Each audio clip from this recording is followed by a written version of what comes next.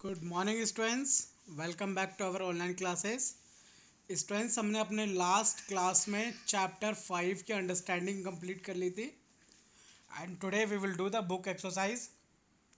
Okay, तो बच्चों book exercise से पहले हम कुछ कीवर्ड्स इट मीन्स कुछ वर्ड मीनिंग्स करेंगे जो हमारे चैप्टर के हम जब चैप्टर अंडरस्टैंड कर रहे थे तो उसमें इंक्लूड हुई थी। तो पहला वर्ड है बच्चों सॉल्युबिलिटी। सॉल्युबिलिटी हमने चैप्टर में भी स्टडी करा। सॉल्युबिलिटी क्या होता है? Solubility the property of substance to dissolve in a given liquid. जो भी लिक्विड के अंदर सॉल्युबल हो जाता है दैट इज कॉल्ड उसकी वो सॉल्युबिलिटी होती है। Next, magnetic materials. Magnetic materials कौन से मटेरियल्स होते हैं? इंग्लिश में इसको हम जाने तो materials that are attract toward a magnet that is called magnetic material. जो भी मैग्नेट की तरफ अट्रैक्ट होते हैं they are called magnetic materials. Next one is a non magnetic materials.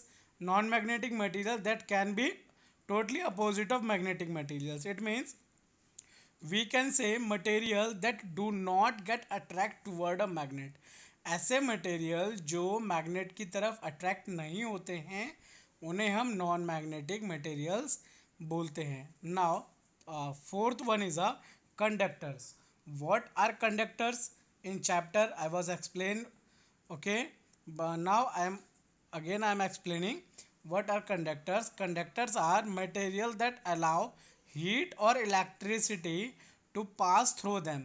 मतलब ऐसे मटेरियल्स जिनके अंदर से हीट और इलेक्ट्रिसिटी दोनों ही पास हो सके उन मटेरियल्स को हम कंडक्टर्स बोलते हैं। ऐसे ही इसका अपोजिट आता है बच्चों इंसुलेटर्स, जिनके अंदर से हीट और इलेक्ट्रिसिटी पास नहीं हो सकते हैं। It means we can say material that do not allow heat और electricity to pass through them, they are called insulators.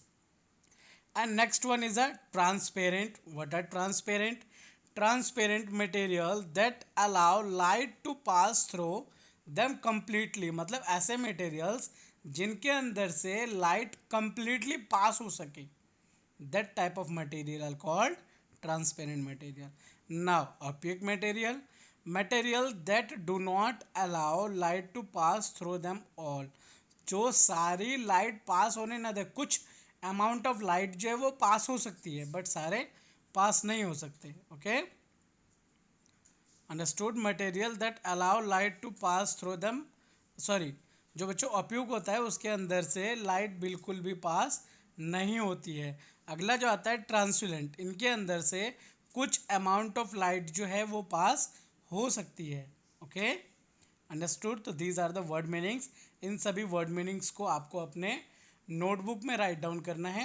After word meanings हम क्या करेंगे बच्चों? Book exercise. बुक एक्सरसाइज का जो वर्क है वो आपको अपने बुक में ही करना है, इनको आपको अपने नोटबुक में नहीं करना है। तो बुक एक्सरसाइज का जो फर्स्ट क्वेश्चन है that is choose the correct option for each of the following.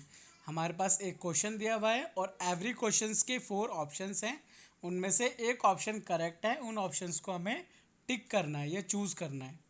तो फर्स्ट क्वेश्चन में रीड कर देता हूँ। Which of the following is not a physical property to describe the appearance of material. तो इनमें से कौन सी प्रॉपर्टी है जो अपेयरेंस ऑफ मटेरियल को नहीं शो करती है?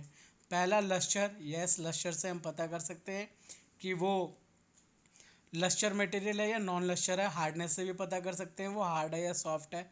रफनेस से भी हम पता कर सकते हैं वो स्मूथ है या फिर कैसा है। अगला आता है बच्चों रिएक्टिविटी। रिएक्टिविटी ऐसा कुछ नहीं हमने स्टडी करा है, तो reactivity is the right answer of question 1। Now question number 2, the property of a material to shine is called. जो बच्चों प्रॉपर्टी होती है मटेरियल की शाइन करने की, उसको हम क्या बोलते हैं? उसको हम लश्चर बोलते हैं। क्या बोलते हैं बच्चों? लश्चर। लश्चर का दूसरा मीन मैंने आपको चैप्टर में बताया था। Lustre mean is sine. Lustre का मतलब साइन भी होता है। साइन मतलब चमकना एंड लश्चर मतलब भी चमकना। थर्ड क्वेश्चन जो आता है हमारा, which of the following is miscible in water. ऐसा हम आपको ऐसा मटेरियल बताना है जो 4 ऑप्शंस है। Each and every are material, सारे मटेरियल्स हैं और आपको बताना है कि ये मिजरेबल इमिजरेबल है या इनमें से इमिजरेबल कौन सा है। एल्कोहल मिजरेबल है, वाटर के अंदर मिक्स हो जाएगा। ऑयल वाटर के अंदर मिक्स होता है बच्चों? नो। तो oil is the immiscible material. Okay, आप बाकी जो ऑप्शन देखेंगे जैसे लेमन जूस है, तो लेमन जूस भी मिजरेबल होता है, हनी भी मिजरेबल होता है। Fourth question, which of the following object does not sink in water? बच्चों, इनमें से कौन सा ऑब्जेक्ट सिंक नहीं होगा वाटर के अंदर? सिंक मतलब ड्रॉप डाउन हो जाना। जैसे हम एक ग्लास वाटर लेते हैं, उसके अंदर हम स्टोन को डालेंगे, स्टोन मीन्स पत्थर को डालेंगे, तो वो सिंक, वो नीचे जाके गिर जाएगा, बैठ जाएगा ग्लास में। यस, तो उसे ही बोलते हैं सिंक। तो जो स्टोन होगा वो सिंक हो जाएगा। प्लास्टिक बॉटल, जो एम्प्टी प्लास्टिक बॉटल होता है, उसको जब हम बच्चों वाटर के अंदर डालते हैं तो वो क्या होता है, वो फ्लॉट करता रहता है, उसके ऊपर फ्लॉट करता रहता है, बहता रहता है, वो सिंक नहीं होता। ऐसे ही जब हम की डालेंगे, कोई भी चाबी डालेंगे तो वो भी सिंक हो जाएगा, कॉइन डालेंगे तो वो भी सिंक हो जाएगा। अगला आता है बच्चों हमारा मेटल्स आर। मेटल्स क्या होते हैं? लश्चर होते हैं, यस। मेटल हार्ड होते हैं, yes. Metal conductor of heat होते हैं, यस। तो it means all of these. Okay, now fill in the blanks. It turn of question number 2, fill in the blanks. बच्चों हमारे पास फिल अप्स में last में 2 ऑप्शन है, उन 2 में से एक एक ऑप्शन सही है। तो मैं आपको एक एक करके सभी फिलअप्स को समझा देता हूँ, उनकी मीनिंग क्या है। ओके, जैसे कि फर्स्ट क्वेश्चन है, cotton is a dash material. Cotton कौन सा मटेरियल बच्चों? लश्चर्स मटेरियल है या नॉन लश्चर्स मटेरियल है? Yes, cotton is a non lustrous material. Now second, rubber is a dash. Rubber is a non magnetic. Rubber क्या होता है बच्चों? नॉन मैग्नेटिक होता है। Next, an empty plastic bottle dash in water. जो बच्चों एक एम्प्टी प्लास्टिक वाटर बॉटल होगी, वो वाटर के अंदर फ्लॉट करेगी या फिर सिंक करेगी? डेफिनेटली बच्चों वो क्या करेगा? फ्लॉट करेगा। Next is a four, plastic is dash of electricity. Plastic क्या होता है बच्चों? कंडक्टर होता है या इंसुलेटर होता है? Yes, very good, plastic is an insulator of electricity. And fifth का आएगा बच्चों ऑप्यूक। ओके, बिकॉज जो कार्डबोर्ड शीट होती है वो ऑप्यूक होता है, उसके अंदर से लाइट बिल्कुल भी पास आउट नहीं हो पाता है। अगला आता है बच्चों हमारा ट्रू फॉल्स। ट्रू फॉल्स में 5 क्वेश्चंस हैं। फर्स्ट क्वेश्चन में बोला है material can be grouped only the basis of their shapes. No बेटा, हम मटेरियल को अलग अलग चीज़ों पे कैटेगराइज कर सकते हैं, तो इसका फॉल्स होगा। अगला आता है lustre materials can those their shine when expose to air और मॉइस्चर्स। मतलब वो लूज कर देगा क्या? जो लश्चर मटेरियल्स हैं उसको जब हम एयर और मॉइस्चर में रखेंगे तो क्या वो अपनी शाइन को लूज कर देगा? तो बच्चों इसका ट्रू आना चाहिए, तो इसको ट्रू कर लीजिएगा। इसको मैंने फॉल्स लिख रखा है, बट सेकंड वाले को आप ट्रू कर लीजिएगा। क्यों? क्योंकि जितने भी लश्चर्स मटेरियल होते हैं तो वो बच्चों लश्चर मटेरियल को जब हम क्या करेंगे, एयर और मॉइस्चर्स के कांटेक्ट में रखेंगे तो उसके ऊपर रस्टिंग स्टार्ट हो जाएगी। ओके, तो जिसकी वजह से उसकी जो लश्चर की प्रॉपर्टी होती है वो लूज होने लग जाती है। तो सेकंड वाले का आपको फॉल्स करना है। थर्ड वाला जो हमारा a soft material can B compressed easily. जो सॉफ्ट मटेरियल्स होते हैं उनको हम बच्चों ईजिली कंप्रेस्ड मतलब उसे हम ईजिली दबा सकते हैं। तो yes, it's a true. And fourth one is a all gases are soluble in water. तो बच्चों गैसेस कैसे सॉल्युबल होंगे?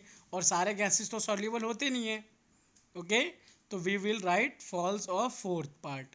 And now fifth part, a magnet can be attract by the all type of materials.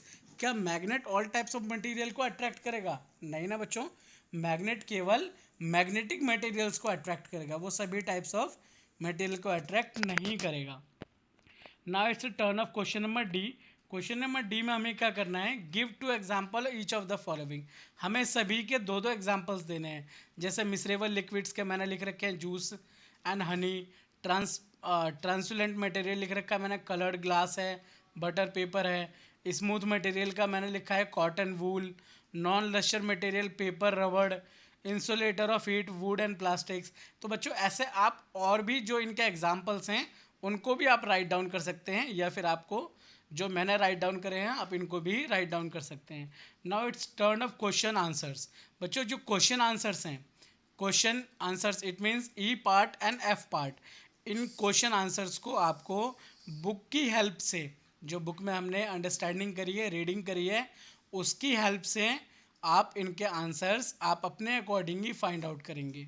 Okay, E part में भी 5 questions हैं and F part में भी 5 questions हैं। तो ये 10 क्वेश्चंस बच्चों आपको अपने आप ही फाइंड आउट करने हैं।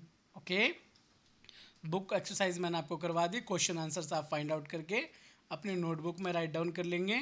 Understood? And we will meet again in our next class with new chapter. Thank you for watching this video.